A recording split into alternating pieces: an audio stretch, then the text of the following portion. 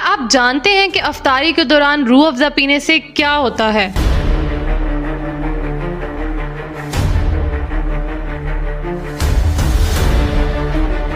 जब आप ठंडा रूह अफ़ज़ा पीते हैं तो ये गले से होता हुआ सीधा स्टमक में जाता है।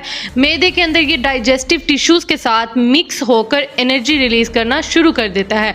फिर जो इंटेस्टाइन में जाकर इसकी शुगर और न्यूट्रिएंट्स ब्लड स्ट्रीम में एब्जॉर्ब हो जाते हैं।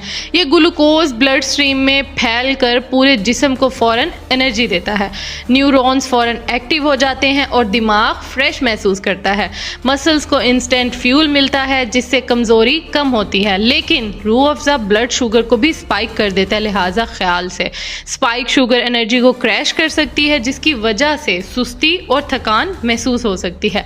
अगर आप कुछ और पूछना चाहते हैं तो नीचे कमेंट में अपना नाम लिखकर पूछ सकते हैं। और हाँ, आप ये भी बताएं कि आप मेरी वीडियो कहाँ से देख रहे हैं ताकि मुझे भी पता चले कि मेरी वीडियो कहाँ कहाँ चल रही है। मिलते हैं नेक्स्ट वीडियो में, अब तक के लिए इतना ही। अल्लाह हाफिज़।